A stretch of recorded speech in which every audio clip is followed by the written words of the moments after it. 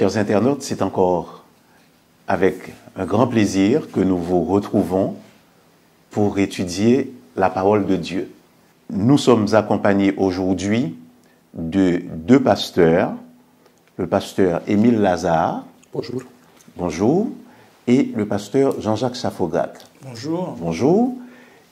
Ils vont nous aider à comprendre la leçon que nous allons étudier.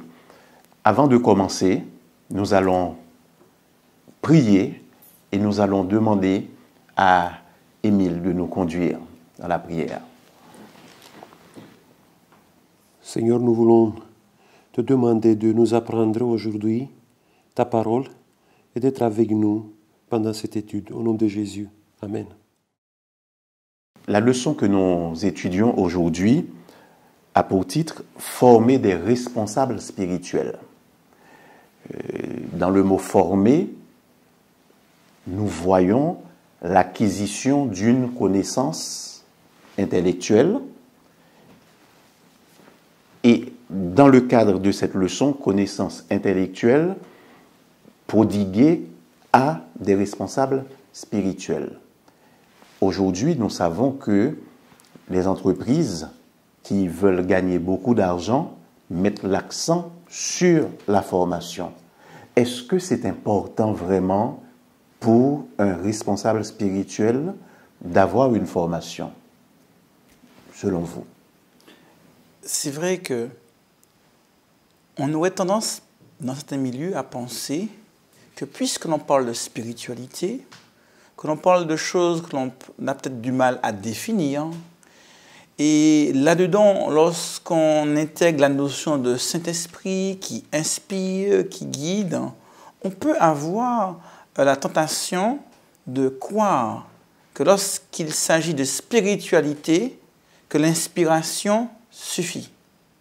Puisque c'est Dieu qui nous guide, c'est Dieu qui nous dirige, l'Esprit de Dieu donc est avec nous, et qu'à partir de là, on peut imaginer à tort qu'on n'a rien à faire, qu'on n'a rien à apprendre, et que tout ira tout seul, guidé par l'Esprit de Dieu. On se rend compte en étudiant la parole de Dieu, la Bible, que les hommes de l'Ancien Testament, aussi bien que les hommes du Nouveau Testament, eh bien, ont pris le temps d'apprendre, le temps d'étudier, le temps de se former. Et les hommes comme Moïse, Salomon, ou dans le Nouveau Testament, des hommes comme Paul et d'autres, eh bien, ont pris le temps d'acquérir une éducation. Moïse en Égypte, Paul, au pied de Gamaliel.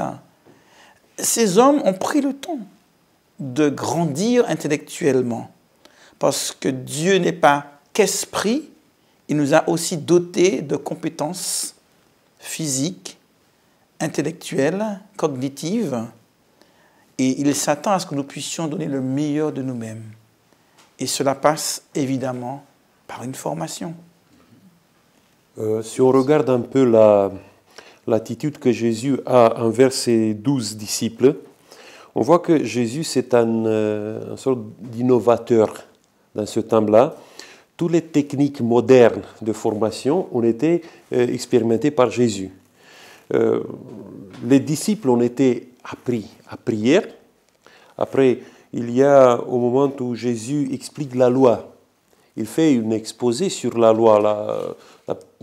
Le sermon de la montagne, c'est une exposé de la loi. C'était tous les rabbins du temple qui faisaient ça, qui essayaient d'expliquer aux disciples les mystères de la loi. Jésus, il fait ces choses-là. Et dans l'évangile de Luc, cette explication de la loi, elle est mise dans le contexte de l'appel que Jésus adresse aux 12 disciples. Donc c'était un enseignement spécialement pour eux. Il y a un moment où Jésus il fait sortir les disciples du milieu de chaque jour. Il fait une retraite spirituelle avec les disciples dans la province Césarée de Philippe.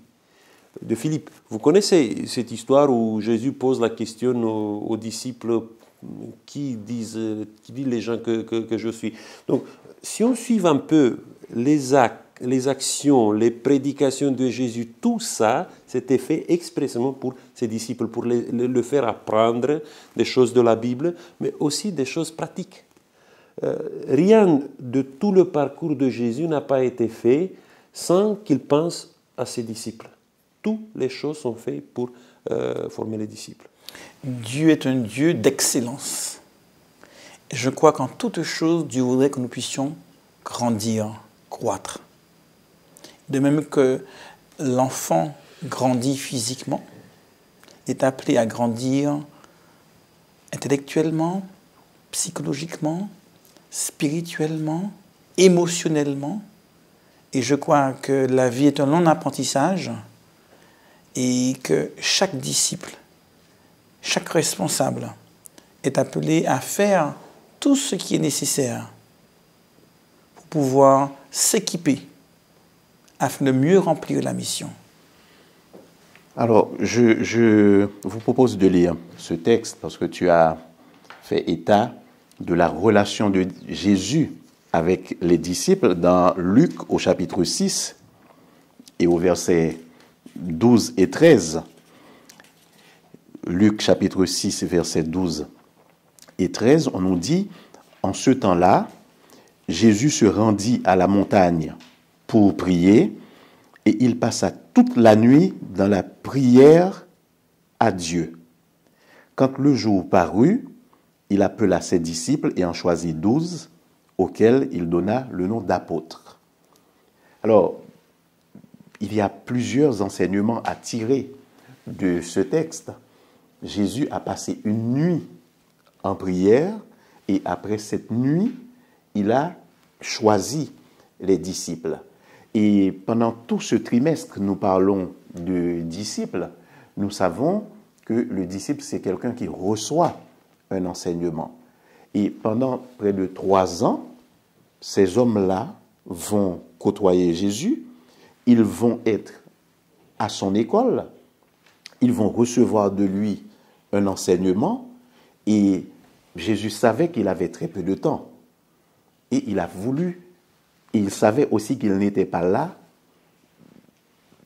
de manière indéfinie, sur terre. Donc, il devait laisser la prédication de l'Évangile à des hommes formés.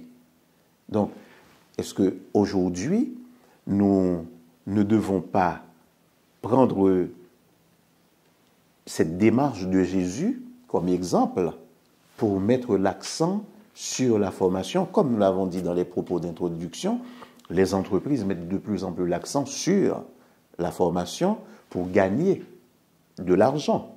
Or, nous savons que nous avons encore mieux à faire que des entreprises qui gagnent de l'argent. On voit qu'à la suite de Jésus, les apôtres ont suivi la même voie. Dans le livre des Actes, il nous est dit que Pierre a réuni les 12 pour leur dire qu'il fallait trouver un remplaçant pour Judas. Que Pierre, ayant pris la parole, souligne la nécessité de remplacer Judas. Puis au verset 21 du chapitre 1er, il continue en disant « Il faut donc que parmi ceux qui nous ont accompagnés tout le temps que le Seigneur Jésus a vécu avec nous, depuis le baptême de Jean jusqu'au jour où il a été enlevé du milieu de nous, il y en ait un qui nous soit associé comme témoin de sa résurrection. » Donc l'un des premiers critères pour choisir ce 12e homme, c'était qu'il ait reçu la même formation que les 12, autrement dit qu'ils aient été avec Jésus, entendu ses messages, suivi ses formations, qu'ils aient été témoins de tous ses miracles, afin de pouvoir faire partie des 12. Donc d'emblée de jeu, ils étaient déjà conscients que cette mission nécessitait une formation. Et l'on va voir que ceux qui ont suivi ont également voulu suivre cette formation. Paul, qui avait déjà reçu une formation rabbinique, eh bien, a été pendant 1 an avec Barnabas, pasteur stagiaire dans l'église d'Antioche. Et ce n'est qu'après ce temps de formation, en compagnie de Barnabas, que Paul partira pour le premier voyage missionnaire. Donc on voit déjà que dans le Nouveau Testament, cette prise de conscience de la nécessité d'une formation pour mieux prêcher l'Évangile était déjà visible. À plus forte raison de nous aujourd'hui, nous est-il aussi important de nous former, que nous soyons pasteurs, anciens, diacres, responsables d'un département au sein de l'église locale. Vouloir se préparer et s'équiper pour le service est important. Alors, tu as parlé de la relation entre Paul et son professeur, Gamaliel. Oui, tu as parlé de la relation de Paul et de Gamaliel. On sait que Gamaliel, c'était une autorité intellectuelle en son temps. Et Paul lui-même n'a pas résisté à l'envie de dire qu'il a été élevé au pied de Gamaliel en tant que professeur. Et il y a un texte quand même qui nous donne une autre information concernant, on va dire, la performance intellectuelle de Paul. C'est cet épisode que nous trouvons dans Actes au chapitre 26 et au verset 24. Paul est en contact avec le roi Agrippa et il expose vraiment en quelques mots pratiquement l'histoire du peuple d'Israël. Ça tient en une demi-page. Et voici au verset 24, on nous dit, comme il parlait ainsi pour sa justification, Festus dit à haute voix, « Tu es fou, Paul, ton grand savoir te fait déraisonner. » Et ce qui est important, ce n'est pas la déraison fausse, en principe, qu'a perçue Festus dans les propos de Paul, mais cette constatation de la possession d'un grand savoir. Il a identifié l'homme qui était en face de lui comme un homme qui avait un grand savoir. Il y a 2 semaines, nous avons parlé d'hommes de pouvoir. Nous avons étudié les hommes de pouvoir. Et nous avons vu également qu'en Israël, et comme dans la société, dans la nôtre, le fait de posséder des moyens financiers, des moyens économiques, allait de pair avec la possibilité de s'instruire, la possibilité d'acquérir du savoir. Est-ce que aujourd'hui nous ne devons pas faire un effort particulier en tant que croyants pour ne pas donner aux hommes et aux femmes que nous sommes amenés à côtoyer que nous ne sommes pas allés nous cacher dans une église parce que nous avons raté notre vie sociale? Je crois que le danger le plus grand pour un chrétien, c'est de se plafonner. D'arriver à un moment donné à un seuil où ils disent, voilà, je connais la Bible, j'ai lu la Bible plusieurs fois, je connais la doctrine de mon église, donc je n'ai rien à apprendre. Quand quelqu'un arrive avec cette mentalité, et il vit avec cette mentalité dans sa vie, il perd la possibilité d'être un responsable spirituel. Parce qu'un responsable spirituel, c'est avant tout quelqu'un qui entre dans une formation continue, quelqu'un qui a soif d'apprendre, qui n'est pas si orgueilleux qu'il ne peut pas apprendre d'une personne que peut-être Dieu l'a envoyée ou l'a laissée sur son chemin. C'est ici le grand problème qui existe parfois dans la vie des chrétiens, de se plafonner, de rester à un niveau spirituel, à un niveau intellectuel qui ne le permettent pas de comprendre les vérités que Dieu a pour eux. Et bon, on arrive à un tel moment de se plafonner parce qu'on a un orgueil bête, en disant, voilà, qu'est-ce que tu as à m'enseigner à moi? Et on fait parfois la comparaison avec la personne qui peut nous donner l'enseignement, que Dieu a choisi pour ça. Il est peut-être plus humble, il n'a pas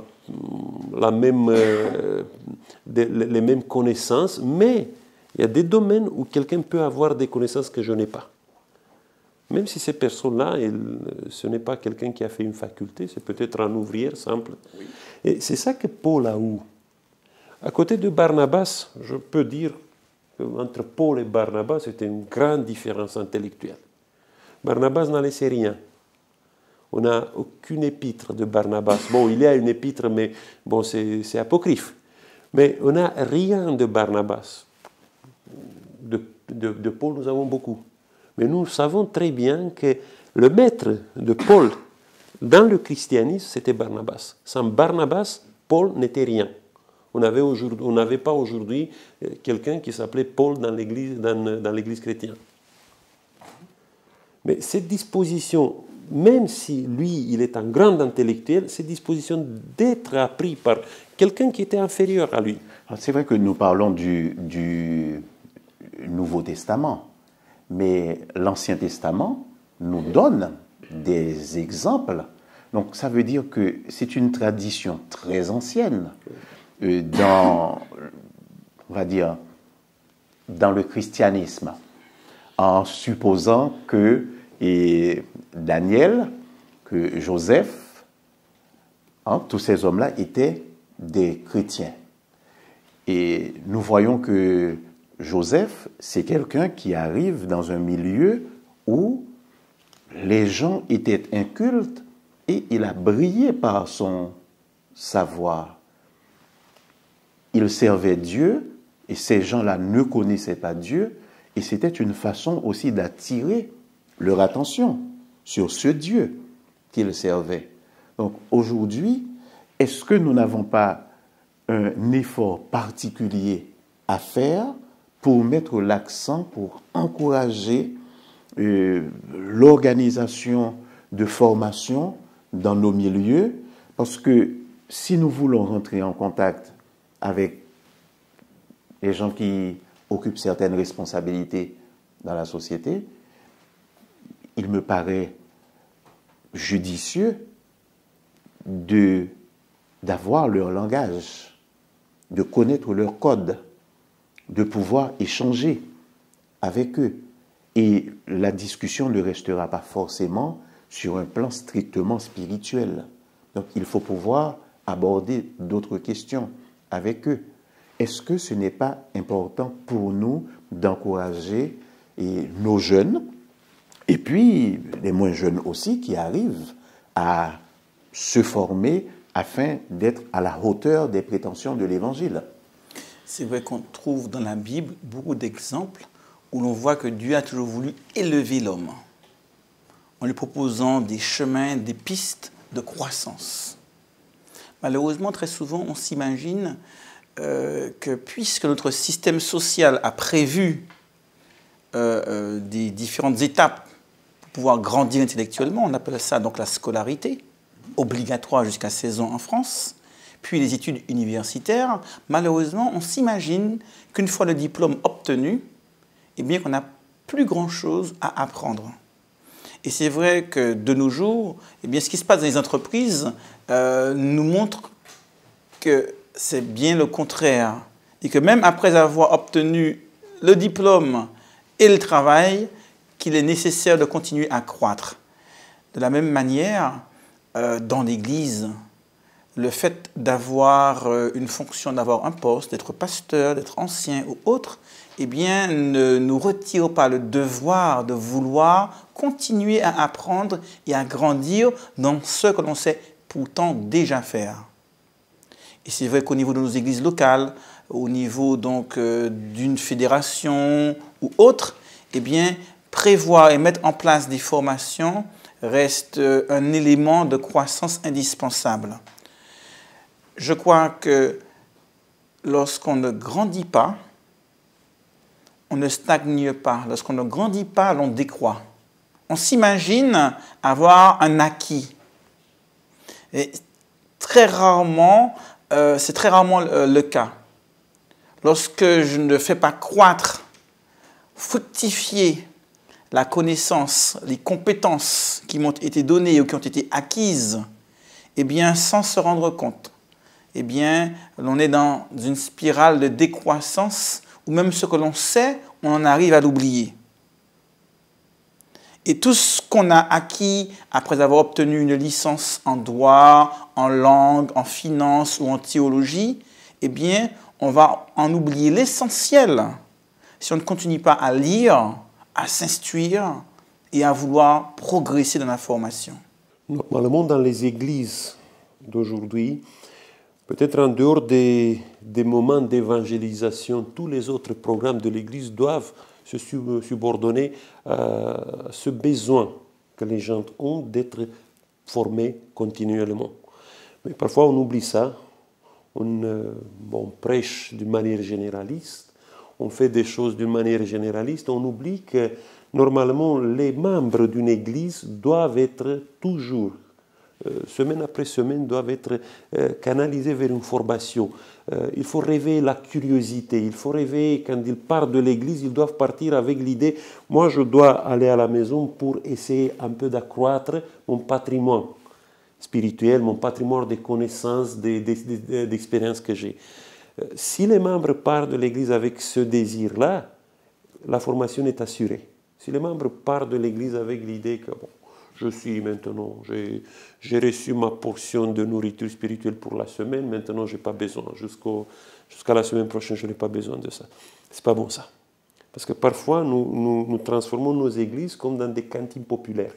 On va pour manger, après on part à la maison sans avoir le désir d'accroître. Ce n'est pas bon ça. Normalement, il faut aller à l'église pour recevoir des recettes que tu dois après utiliser dans ta propre cuisine. Oui. Alors, c'est vrai que nous avons la leçon de l'école du sabbat. Ça, c'est une spécificité de l'Église adventiste qui permet à ses membres d'être au contact de la Bible de manière quotidienne. Un adventiste, on va dire, d'une manière générale, ouvre la Bible tous les jours en étudiant la leçon de l'école du sabbat. Il y est invité tout au moins. Il y est invité. Donc, on suppose qu'il le fait. Maintenant, notre leçon parle de responsable spirituel.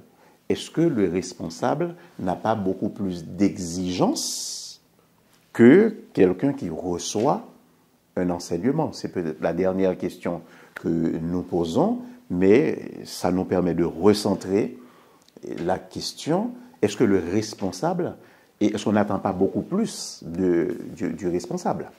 On ne peut pas donner ce qu'on n'a pas reçu. Et je crois que le responsable est celui qui est appelé à manager, à guider, à donner, à transmettre, à enseigner parfois. Et en ce sens, s'il ne se forme pas, s'il n'a pas ce souci de progrès, eh bien son discours va vite être redondant. Ce sera du déjà vu. Et je crois que cela sera perçu par ceux auxquels il s'adresse. Et je crois que plus que tout autre, le responsable doit se renouveler dans l'étude, dans la formation, afin de pouvoir continuer à être celui qui donne, celui qui dirige, celui vers qui l'on se tourne pour avancer. Je vais juste attirer l'attention sur un piège où le christianisme il est tombé pendant des siècles. Et peut-être notre Église, elle peut tomber des fois. De faire une différence entre ceux qui ont des responsabilités visibles dans une Église et ceux qui n'ont pas de responsabilités visibles dans l'Église. Moi, je crois qu'il faut regarder, il faut se positionner envers ceux qui ont des responsabilités visibles dans une Église comme des gens normaux. Ils n'ont rien de plus. Peut-être, bon, pour une période de temps, en collectif, un groupe de gens, ils ont demandé à eux d'exercer quelques responsabilités, mais ça, au niveau de l'implication, au niveau du savoir, de la science, ils n'ont pas le monopole. Et les gens ne doivent pas demander toujours au pasteur ou à l'ancien qu'est-ce que je fais ici, qu'est-ce que je fais dans l'autre. Ils ne sont pas comme, vous savez, la lampe d'Aladin. On le demande et immédiatement ils ont la réponse non. Ce sont des gens avec des limites. Il faut les regarder comme des gens normaux parce que parfois ça peut être un fardeau pour quelqu'un qui est responsable visible de l'Église de porter ce fardeau, d'être considéré toujours comme un modèle, un exemple à suivre. Non, nous n'avons pas qu'un seul exemple qui est, qu'on peut dire que c'est un exemple total, c'est Jésus.